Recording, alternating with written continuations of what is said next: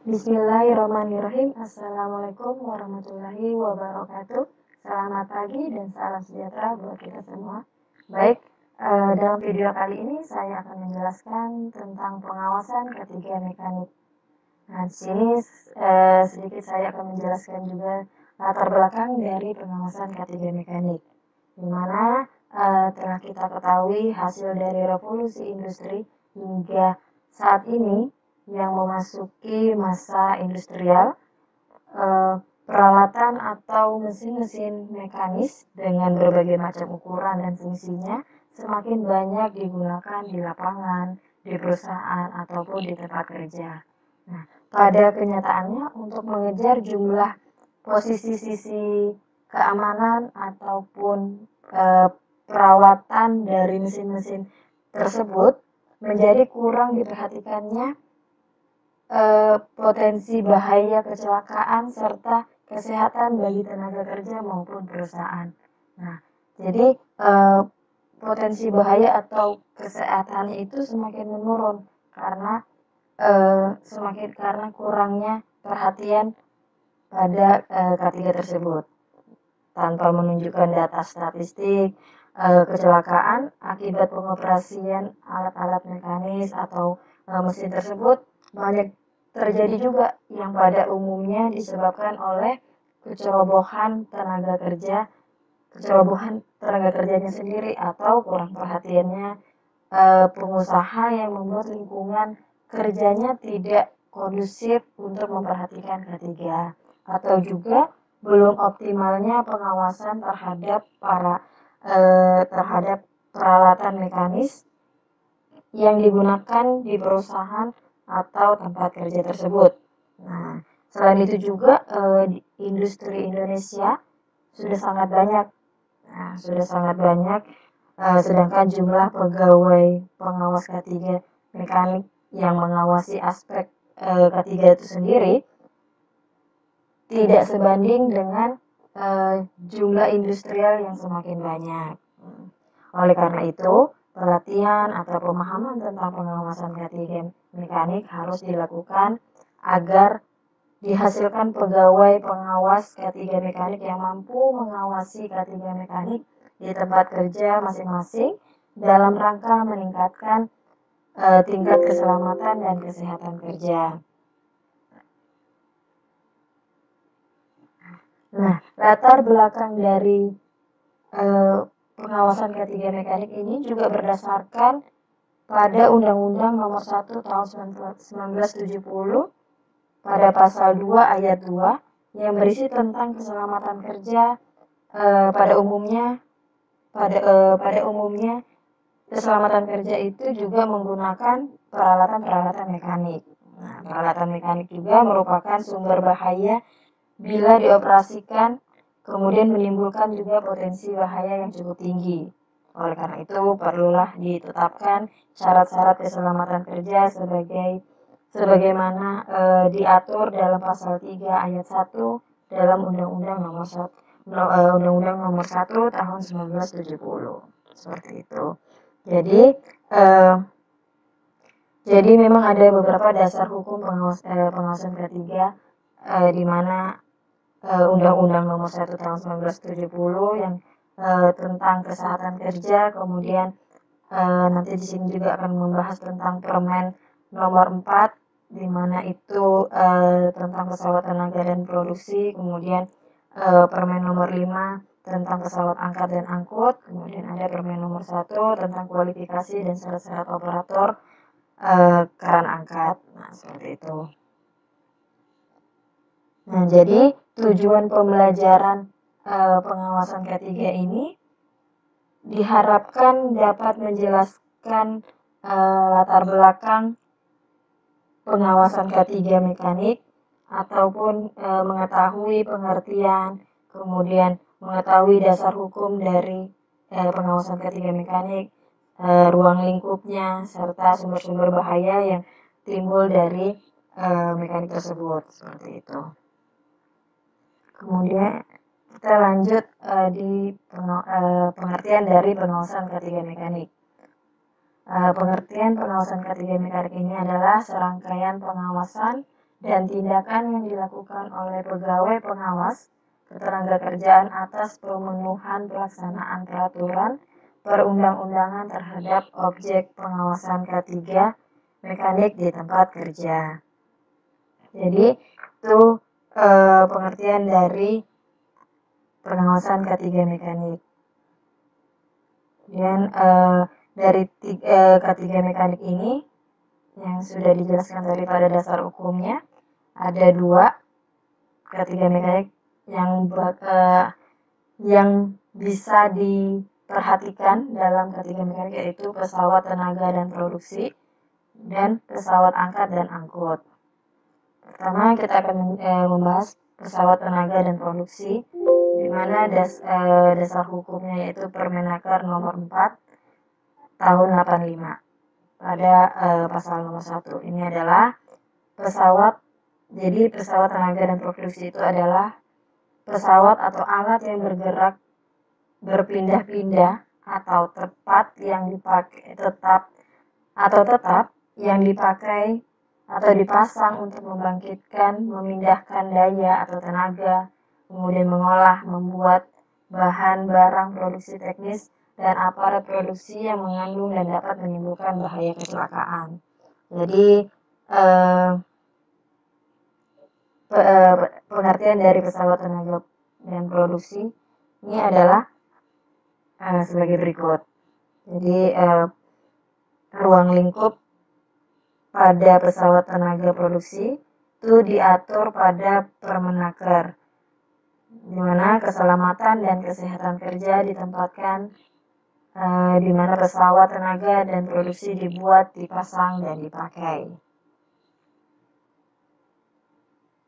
Jadi kemudian lanjut syarat-syarat K3 pesawat tenaga dan produksi.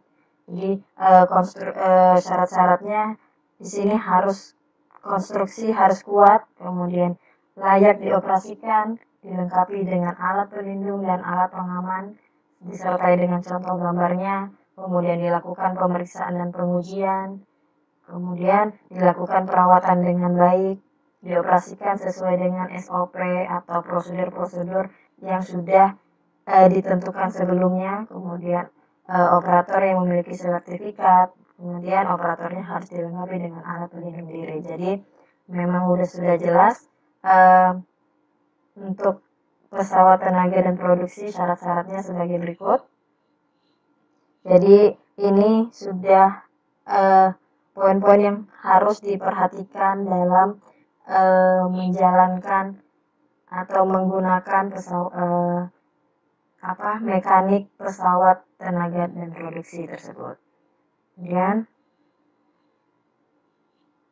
jadi dari syarat-syarat K3 pesawat tenaga dan produksi ini juga dalam pencegahan kecelakaannya pun juga diupayakan.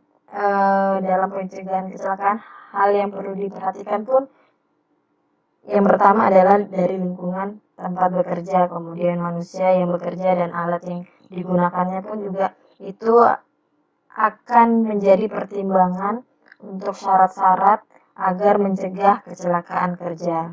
Jadi masing-masing dari syarat maupun pencegahannya itu harus memenuhi syarat-syarat untuk melakukan atau menggunakan pesawat tenaga dan produksi, baik dengan aman, apakah harus benar-benar sesuai dengan prosedur seperti itu. Kemudian di sini ada syarat-syarat ketiga pesawat tenaga dan produksi.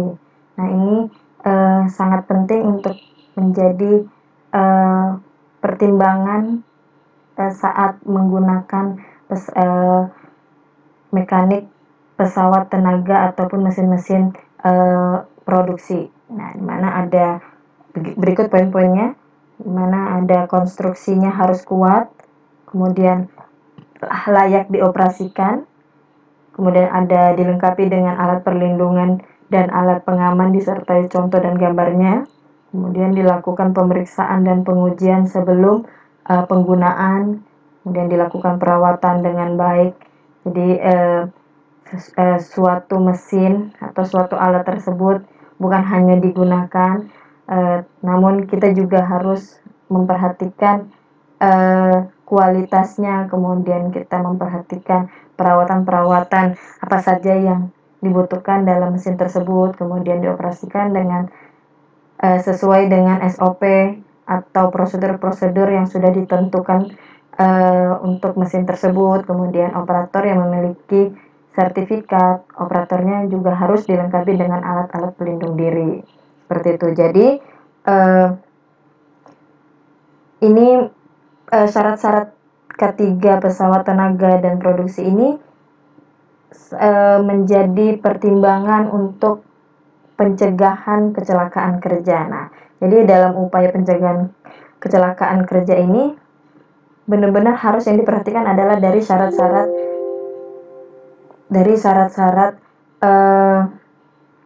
ketiga tersebut, di mana selain dari syarat-syarat ketiga pesawat tenaga kerja ini, ketiga pesawat tenaga dan produksi ini, yang harus diperhatikan juga dari lingkungan tempat kerjanya, kemudian dari manusia yang bekerja dan alat yang digunakan. Jadi untuk syarat-syarat ketiga ini masuk dalam alat yang digunakan. Nah, di luar dari alat yang kita gunakan ini, perhatian untuk dalam alat yang digunakan, kita juga harus memperhatikan lingkungan tempat kerjanya, kemudian manusia yang bekerjanya seperti apa, apakah sudah di training untuk melakukan sesuatu tersebut. Nah, seperti itu. Jadi itu sangat 3 poin yang sangat penting untuk diperhatikan dalam pencegahan kecelakaan kerja. Nah, seperti itu. Jadi masing-masing harus dapat memenuhi persyaratan bekerja dengan aman, baik, dan betul. Oleh sebab itu, dalam pengolahan pesawat tenaga dan produksi ini diperlukan seseorang operator juga yang mampu dan terampil. Nah, jadi bukan hanya operator yang semata-mata memiliki sertifikat, tapi juga harus diuji apakah memang benar operator ini mampu dan terampil untuk melakukan atau menggunakan pesawat tenaga dan produksi ataupun nanti pesawat angkat dan angkut tersebut. Nah, maka sebelum memasuki daerah kerja, seorang operator juga harus sudah tahu nih cara mengoperasikan dan harus mendapatkan izin terlebih dahulu pada atasannya. Jadi tidak bisa asal walaupun merasa sudah memiliki sertifikat atau memiliki keterampilan, tapi tetap harus mengikuti prosedur yang sudah ditentukan oleh K3 sendiri. Kemudian operator juga tidak lupa untuk melengkapi dengan alat pelindung diri, seperti itu. Jadi secara sederhana dapat dijelaskan bahwa untuk menjamin keselamatan atau mencegah kecelakaan kerja pada pesawat tenaga dan produksi ataupun pesawat angkat dan angkut, maka peralatan pesawat juga dan operatornya juga harus sama-sama telah memiliki sertifikat yang layak dipakai dan layak untuk digunakan. Nah, seperti itu. Jadi untuk mencegah hal-hal yang tidak diinginkan atau mencegah kecelakaan kerja, maka operator maupun alatnya harus memiliki sertifikat atau harus sesuai dengan SOP yang sudah ditentukan. Nah, seperti itu. Kemudian ini ada pesawat tenaga produksi. Jadi pesawat tenaga produksi di sini ada 5 poin. Yang pertama ada penggerak mula, kemudian ada perlengkapan transmisi tenaga mekanik, kemudian ada mesin perkakas kerja dan mesin produksi, serta dapur. Nah, jadi penggerak mula ini motor penggerak mula. Ini salah satu jenis penggerak mula yang banyak dipakai pada mesin kalor atau di mana mesin kalor itu yang menggunakan energi termal. untuk melakukan kerja mekanik. Nah, di sini ditinjau dari segi cara memperoleh energi termal. Mesin Kalor juga dibagi menjadi dua golongan, yaitu mesin pembakar luar dan motor pembakar dalam atau mesin pembakar dalam, seperti itu. Jadi motor penggerak ini selain dua tadi, ada juga turbin dan kincir angin. Jadi motor pembakar luar dan motor pembakar dalam ini termasuk mesin termal, seperti itu. Nah, ini turbin. Jadi turbin ini mesin penggerak di mana energi fluida kerja dipergunakan langsung untuk memutar roda turbin tersebut. Nah, seperti itu. Jadi berbeda dengan yang terjadi pada mesin tamak. Nah, karena pada turbin tidak terdapat bagian mesin yang bergerak translasi. Nah, di mana bagian turbin juga berputar, yang berputar itu disebut rotor atau roda turbin, sedangkan bagian yang tidak berputar itu disebut stator atau rumah turbin. Seperti itu. Kemudian ini kincir angin. Kemudian ini mesin pembakaran dalam dan mesin pembakaran luar. Jadi mesin pembakaran dalam ini juga merupakan sebuah mesin yang proses pembakarannya berada di dalam ruang tertutup atau sering disebut dengan istilah ruang bakar. Nah, jadi campuran udara dan bahan bakar itu akan dihisap masuk ke dalam ruang bakar, lalu akan dibakar di dalam ruang bakar tersebut untuk menghasilkan tenaga ledakan pembakaran yang nantinya digunakan sebagai tenaga putar untuk menggerakkan kendaraan. Jadi misalnya contohnya seperti mesin pembakaran dalam yang sering kita temui itu seperti motor, mobil, bis atau truk dan lain-lain. Nah, itu termasuk dalam mesin pembakaran dalam. Sedangkan mesin pembakaran luar itu merupakan sebuah mesin yang proses terjadinya pembakaran dilakukan di luar mesin atau bukan di dalam ruang yang tertutup atau bukan di ruang bakar. Nah, jadi panas yang dihasilkan dari proses pembakaran itu tidak akan langsung berubah menjadi tenaga gerak, melainkan memerlukan media komponen atau penghantar panas dan kemudian akan dirubah menjadi energi gerak. Contohnya misalnya seperti pesawat tenaga uap atau kereta api uap atau kapal uap. Nah, itu termasuk contoh dalam pembakaran luar, seperti itu. Kemudian yang kedua ada perlengkapan transmisi tenaga mekanik. Nah, di sini terbagi menjadi 4. Ada puli dengan ban mesin, kemudian roda gigi dengan roda gigi, kemudian roda gigi dengan batang berulir, roda gigi dengan rantai dan lain-lain. Jadi untuk puli dengan ban mesin ini daya maksimumnya juga udah dibatasin. Jadi daya maksimumnya yang ditransmisikan itu kurang lebih 500 kilowatt. Nah, kemudian untuk roda gigi dengan roda gigi itu daya transmisinya relatif besar pada putaran yang tepat juga. Kemudian untuk roda gigi dengan batang berulir ini daya yang ditransmisikan kurang lebih juga 500 kilowatt. Kemudian roda gigi dengan rantai ini juga daya maksimumnya kurang lebih 500 kilowatt, seperti itu. Jadi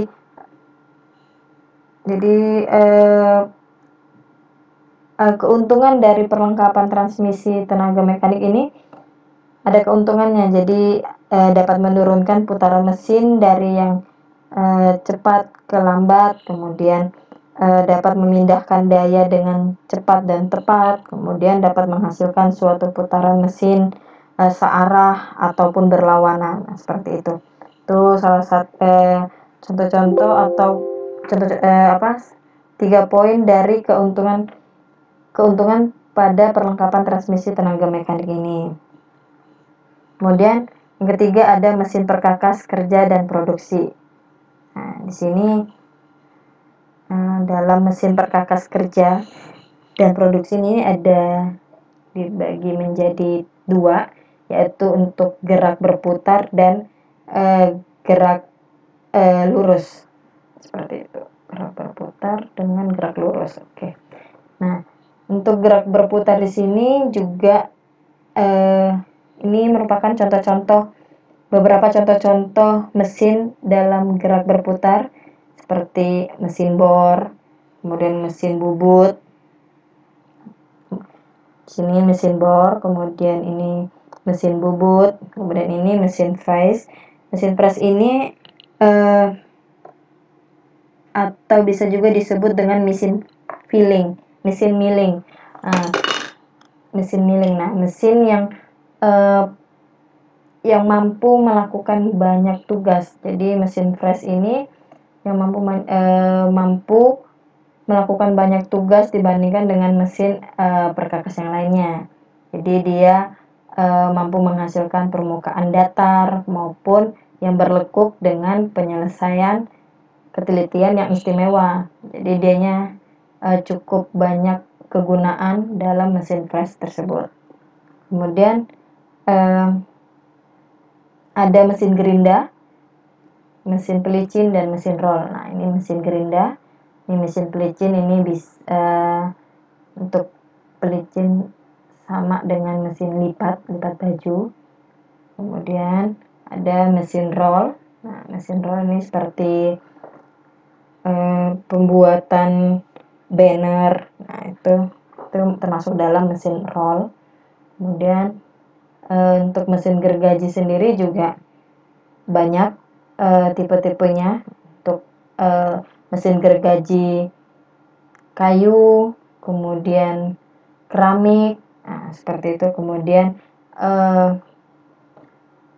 ada juga mesin gergaji pita. Nah, jadi gergaji pita ini sama halnya dengan gergaji kawat yang memotong kayu, seperti itu. Kemudian ada mesin gerak lurus. Ada mesin press, mesin serut atau katam yang untuk menghaluskan kayu. Kemudian ada mesin pembelah bambu. Kemudian ada mesin ayak pasir. Seperti itu, ada mesin tempa atau mesin cetak. Nah, seperti itu. Kemudian masuk dalam pesawat angkat dan angkut.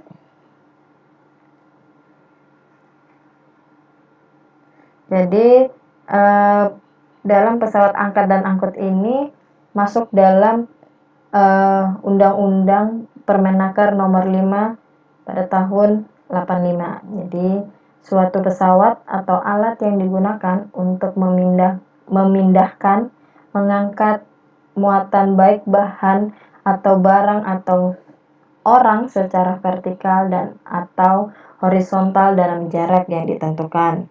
Jadi pesawat ini pengertian dari pesawat angkat dan angkut. Jadi contoh-contohnya nanti bisa kita lihat apa yang dimaksud dalam mengangkat muatan barang atau orang sekalipun, itu bisa termasuk dalam pesawat angkat dan angkut. Nah, ruang lingkupnya ini berlaku untuk perencanaan, pembuatan, pemasangan, peredaran, pemakaian, perubahan, atau perbaikan teknis serta pemeliharaan pesawat angkat dan angkut. Jadi pesawat angkut pun juga memiliki sumber bahaya. Jadi bukan hanya pesawat tenaga dan produksi atau mesin-mesin yang lainnya yang memiliki sumber bahaya. Bahkan pesawat angkat dan angkut ini pun juga cukup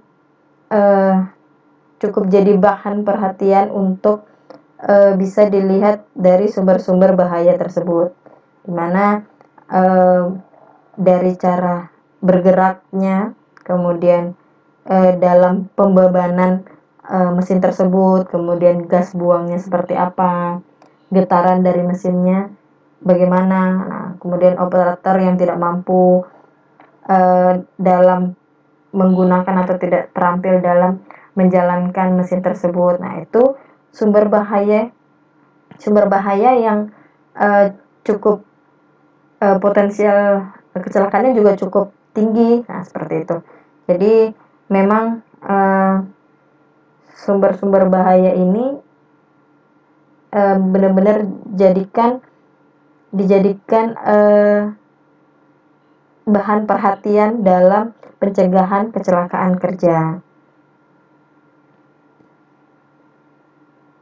Dan kemudian pesawat angkat dan angkut ini juga ada terbagi menjadi 4, di mana ada peralatan angkat, kemudian ada pita transport, pesawat angkutan di atas landasan dan di atas permukaan, kemudian ada alat angkutan jalan rel. Nah, seperti itu. Nah, ini contoh-contoh atau gambar dari peralatan angkat. Ada leer, kemudian ada tackle ini dalam listrik, kemudian ada hoist. Jadi ini tadi leer ini dongkrak mekanik. Ini leer maksudnya dari peralatan angkut seperti dongkrak. Kemudian tackle ini alat listrik, kemudian ada hoist. Di sini pengangkat penumpang, bisa juga pengangkat penumpang. Kemudian ada pneumatik, kemudian ada gondola. Ini juga bisa manusia atau orang yang diangkat karena gondola. Kemudian ini ada kran angkat. Kran angkat biasanya digunakan dalam konstruksi bangunan atau gedung-gedung. Nah, seperti itu. Jadi kran-kran ini adalah alat-alat angkat yang dikonstruksikan dengan frame dan papan dan pada frame yang dipasang di peralatan angkat seperti wheel atau hoist, troli dan lain-lainnya, ya, seperti itu. Jadi tugas-tugas kren ini memang berbeda-beda juga dari cara pemasangan pada frame-nya. Kemudian ini ada contoh-contoh dari kren, di mana ada derek jembatan, kemudian ada bridge crane, overhand crane, traveler crane, kemudian ada portal crane, kemudian ada jeep crane. Jadi ini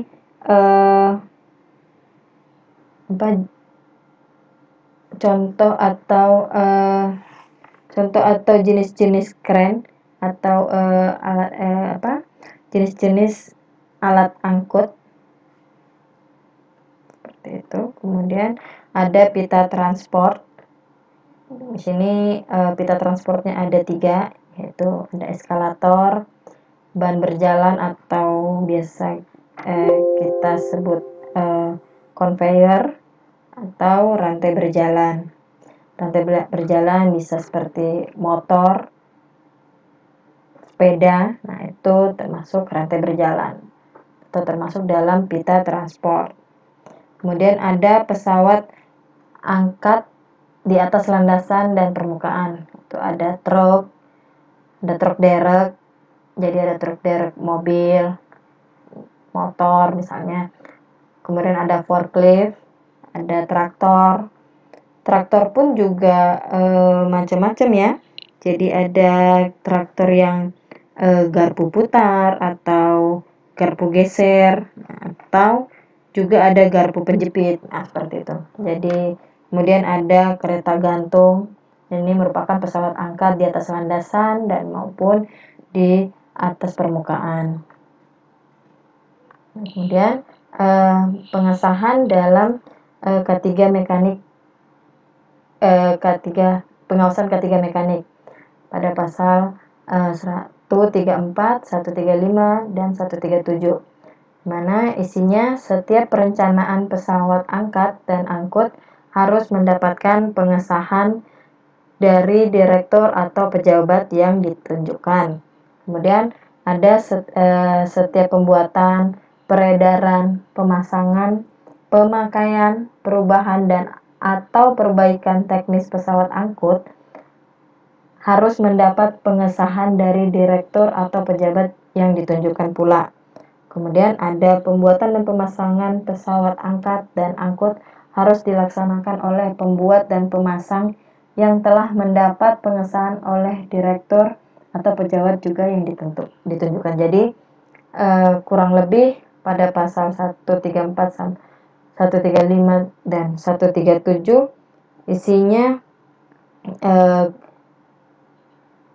kurang lebih sama ya.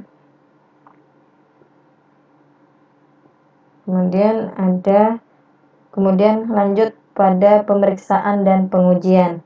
Jadi pemeriksaan dan pengujian ini masuk dalam pasal 138, di mana setiap pesawat angkat dan angkut sebelum dipakai harus diperiksa dan diuji terlebih dahulu dengan standar uji yang telah ditentukan. Jadi bukan hanya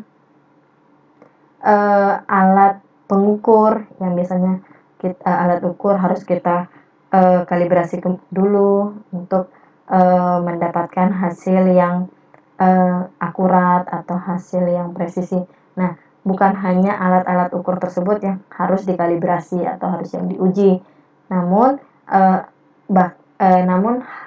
mesin atau alat-alat mesin seperti ini, mesin mekanik, juga sangat penting untuk diperiksa sebelum menggunakan alat tersebut atau diuji dulu terlebih dahulu sebelum digunakan, seperti itu. Jadi pemeriksaan dan pengujian ulang pesawat angkat dan angkut dilaksanakan selambat-lambatnya 2 tahun setelah pengujian pertama, dan pemeriksaan pengujian ulang selanjutnya dilaksanakan 1 tahun sekali.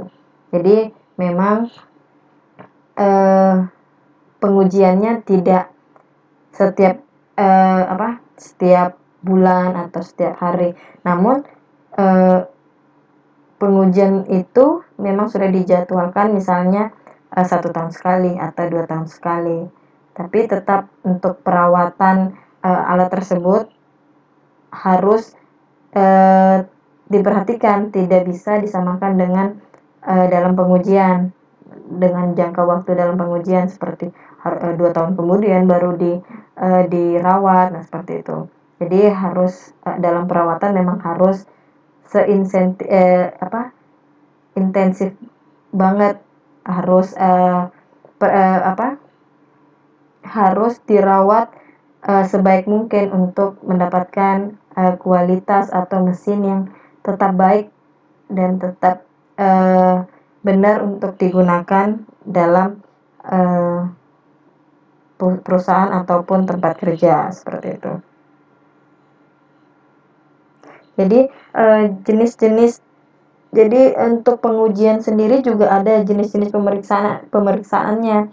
Jadi jenis-jenis pemeriksaan dan pengujian juga berdasarkan pada undang-undang yang sudah ditetapkan, di mana yang dibahas dalam pemeriksaan dan pengujian dalam pembuatan, kemudian pemeriksaan dan pengujian pertama seperti apa, kemudian pengujian dan pemeriksaan yang berkala. Nah, seperti itu tuh sudah ada jenis-jenisnya seperti itu. Jadi tidak hanya 2 tahun, selama-lambatnya 2 tahun sekali lah baru ini, tapi tidak ada berkala. Jadi langsung loncat 2 tahunan. tidak seperti itu. Jadi memang ada prosedurnya, ada tahapnya dalam pemeriksaan ataupun pengujian mesin mekanik tersebut. Kemudian ada juga tahap-tahap pemeriksaan atau pengujian pada pesawat tenaga produksi ataupun angkut tersebut. Jadi kita harus pemeriksaan datanya, kemudian harus memeriksa visual dengan mengecek atau dengan menggunakan checklist terhadap seluruh komponennya seperti apa, apakah komponennya lengkap, tidak kurang satupun, atau misalnya ada suatu alat komponen harus diganti, nah seperti itu. Kemudian harus juga pengujian pada kondisi dinamis dan lingkungan kerjanya seperti apa, dan kemudian tahap terakhir, laporan hasil pemeriksaan dan pengujiannya menggunakan formulir, kemudian dikumpulkan, nah seperti itu. Jadi nanti di saat pengujian berkalanya itu sudah bisa dipastikan untuk komponen apa sih yang harus diganti, apa yang kurang dari mesin tersebut, nah seperti itu. Kemudian ada pengoperasian pesawat angkat dan angkut. Ini masuk pada pasal 4. Jadi setiap pesawat angkat dan angkut harus dilayani oleh operator yang mempunyai kemampuan dan telah memiliki keterampilan khusus tentang pesawat angkat dan angkut. Artinya dia sudah tersertifikasi, kemudian dia sudah lulus uji atau sudah lulus seleksi untuk melakukan untuk sebagai operator, atau dia harus diuji atau di training kembali untuk melakukan atau menggunakan mesin-mesin tersebut.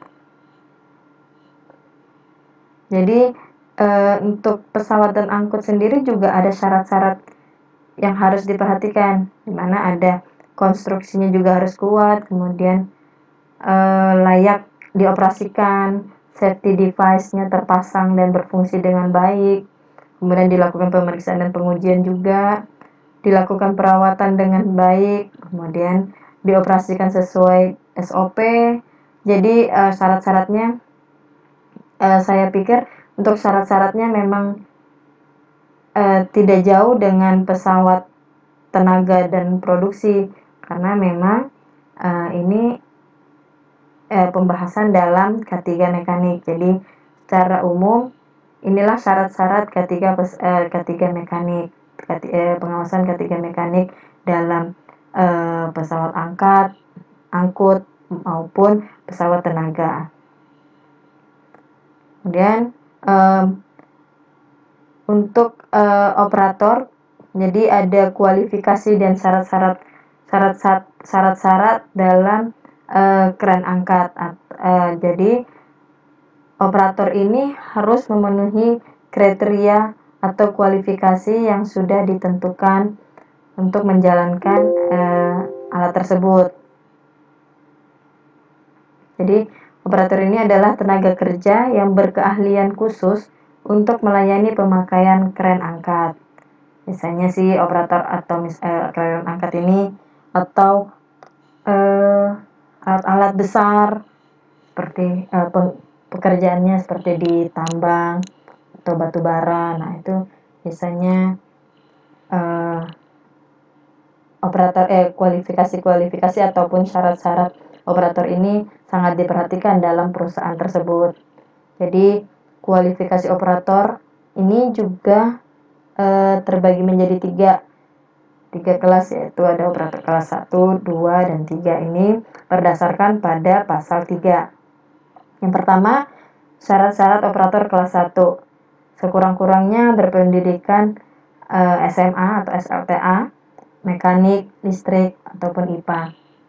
Jadi secara tidak langsung dia memiliki basic mekanik, listrik, ataupun yang berbau dengan hal tersebut. Kemudian telah berpengalaman di bidang pelayanan kren angkat.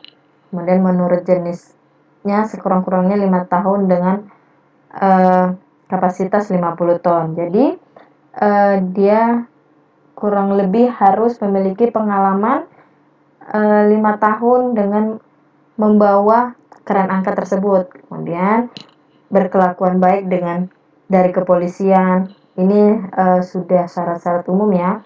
Kemudian berbadan sehat dari dokter, umur sekurang-kurangnya 23 tahun. Untuk syarat-syarat seperti ini menurut saya sudah dari kebijakan perusahaannya juga. Jadi yang pastinya untuk syarat-syarat operator memang harus memiliki basic. Nah, setidaknya dia berpendidikan SMA ataupun SLTA. Kemudian lulus ujian yang diselenggarakan oleh Depnaker. Kemudian syarat operator kelas 2. Ini sekurang-kurangnya berpendidikan SLTP, teknik, kemudian teknik, mekanik, maupun listrik.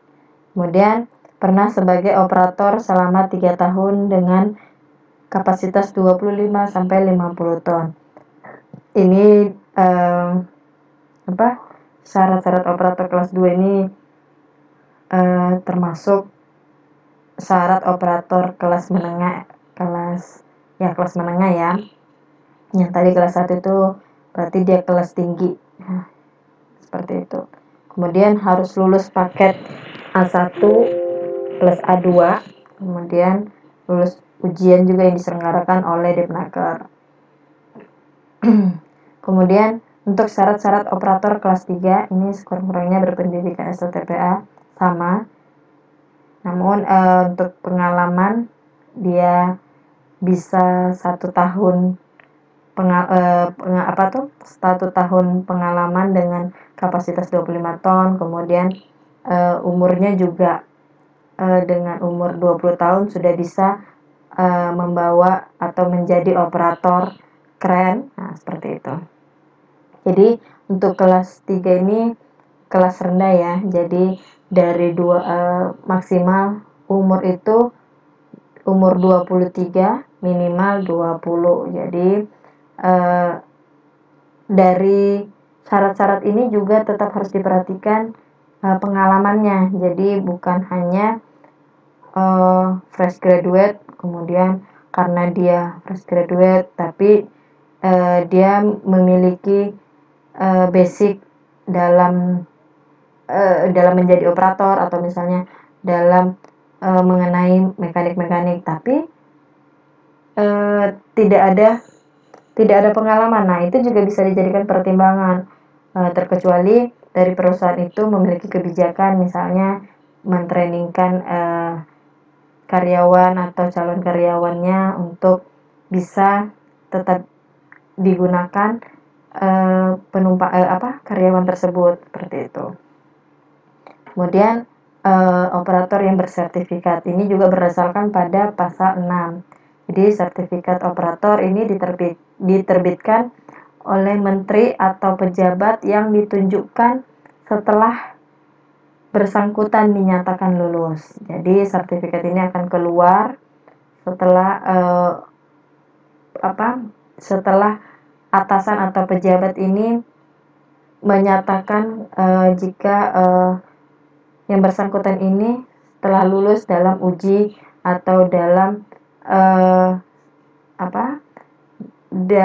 dalam uji ataupun dalam pemeriksaan untuk menjadi operator. Kemudian sertifikat operator juga dapat dicabut oleh menteri atau pejabat yang ditunjukkan bila operator yang bersangkutan dinilai tidak berkemampuan lagi sebagai operator atau usul pegawai pengawas. Jadi jadi misalnya operator tersebut ugal-ugalan misalnya, kemudian operator tersebut banyak melanggar K3 dalam pengawasan K3 mekanik. Kemudian operator tersebut keterampilannya sangat menurun. Nah, seperti itu bisa dijadikan pertimbangan untuk sertifikatnya dilepas atau sertifikatnya dicabut oleh kementerian, seperti itu. Kemudian ada kewenangan operator, ini juga berdasarkan pada pasal 8. Jadi kewenangan operator itu pada operator kelas 1 berwenang melayani kren angkat dengan kapasitas lebih besar dari 50 ton. Jadi memang tugas dari operator kelas 1 ini cukup berat, cukup tinggi dibanding dengan operator kelas 2 maupun kelas 3, seperti itu. Kemudian kewajiban operator yang berdasarkan pada pasal 10, ini dilarang meninggalkan kren angkat selama dioperasikan. Kemudian melakukan pengecekan dan pengamatan kondisi atau kemampuan kerja serta merawat kren angkat, alat-alat pengaman, dan alat-alat perlengkapan lainnya yang terkait dengan bekerjanya kren angkat yang dilayani. Jadi tugas operator bukan hanya menggunakan kren tersebut atau alat tersebut, namun kewajiban dari operator tersebut juga harus merawat mesin tersebut atau merawat alat tersebut. Jadi operator harus mengisi buku laporan harian pengoperasian kren angkat yang bersangkutan selama melayani kren angkat. Kemudian apabila kren angkat atau alat-alat pengaman atau perlengkapan tidak berfungsi dengan baik atau rusak, operator harus segera menghentikan dan segera melaporkan kepada atasan. Jadi kewajiban operator ini bukan hanya merawat atau mengecek, tapi setelah karena merasa aku sudah ngecek, aku sudah melaporkan harian, tapi tidak diperhatikan nih, tidak benar-benar diperhatikan bahwa apa sih yang harus diganti untuk menjadi pengaman atau menjadi pencegahan kecelakaan ke depannya. Jadi memang benar-benar operator ini harus wajib mengamankan alat yang digunakan ataupun mengamankan dirinya sendiri, bahkan mengamankan sekitarnya untuk tetap merawat alat tersebut, seperti itu. Kemudian ketentuan hukum pasal 11. Jadi ini ketentuan hukumnya ini berdasarkan pada pasal 11, di mana operator yang melanggar ketentuan sebagaimana tersebut pada pasal 10 ayat 1 dapat dikenakan hukuman kurungan atau denda sesuai dengan pasal 143 Permen nomor 5 tahun 85. Jadi operator itu tidak bisa semena-mena, tidak bisa hanya melakukan kewajibannya atau haknya. Jadi memang harus dilihat nih, jangan hanya kewajiban satu yang dikerjakan, tapi tidak dilihat kewajiban-kewajiban yang lainnya. Nah, itu akan menimbulkan operator itu tidak sesuai dengan perjanjian awal, misalnya seperti itu. Jadi memang ada ketentuan hukum untuk operator tersebut, di mana ketentuan itu juga berdasarkan pada pasal 10 ayat 1. Oke, jadi kesimpulan dari atau penutup dari pengawasan K3 mekanik ini, di mana sistem mekanik atau sistem yang terdiri atas komponen yang bergerak seperti mesin-mesin atau alat mekanik industri juga merupakan salah satu modal dan proses produksi dari perusahaan. Jadi memang harus diperhatikan ya, bukan hanya manusianya saja atau penggunanya saja, tapi alat yang kita pakai juga harus menjadi perhatian penting untuk produksi perusahaan yang semakin meningkat, seperti itu. Jadi mesin atau peralatan mekanik ini juga memiliki potensi bahaya yang besar bila tenaga kerja atau orang-orang yang di sekitarnya tidak memperhatikan keselamatan kerja. Jadi mungkin alat tersebut awalnya aman-aman saja, tapi karena kecerobohan tenaga kerja tersebut atau kecerobohan dari manusianya tidak melihat sisi dari lingkungan, itu bisa menjadi potensial yang sangat besar. Nah, seperti itu. Jadi dari semua pembahasan itu, dari semua pembahasan materi pengawasan ketiga negara ini cukup menarik atau cukup penting untuk dipelajari atau dipahami dalam pekerjaan teman-teman semua. Jadi sebenarnya bukan hanya dalam mekanik pesawat tenaga ataupun pesawat angkat dan angkut. Jadi dalam kesehari-harian teman-teman juga harus memperhatikan dari sisi lingkungan, kemudian sisi alatnya tersebut, bahkan dari sisi kemanusiaan sendiri. Baik, jadi penutup dari video kali ini dari pembahasan pengawasan K3 mekanik, di mana sistem mekanik atau sistem yang terdiri atas komponen yang bergerak seperti pada mesin-mesin industri juga merupakan salah satu modal dari proses produksi dari perusahaan. Jadi sebenarnya mesin tersebut atau mesin-mesin mekanik tersebut itu merupakan modal terbesar dari perusahaan. Jadi jika mesin tersebut tidak dirawat dengan baik, maka akan berpengaruh nih pada proses produksi atau hasil produksi perusahaan tersebut. Nah, jadi mesin-mesin atau peralatan mekanik ini juga memiliki potensi bahaya yang cukup besar pada tenaga kerja atau orang-orang yang di sekitar yang tidak memperhatikan keselamatan kerja tersebut, di mana sangat mengabaikan atau terlalu ceroboh dalam lingkungan ataupun dalam tempat kerjanya, sehingga itu sangat berpengaruh. Kita sudah pernah bahas dalam dasar-dasar K3, di mana sangat pentingnya dalam perawatan mesin, dalam perhatian lingkungan maupun dalam perhatian diri kita sendiri, bagaimana untuk memperhatikan poin-poin tersebut. Bukan hanya dari peralatan yang kita gunakan, kita juga harus memperhatikan sisi lingkungannya, kemudian kita harus memperhatikan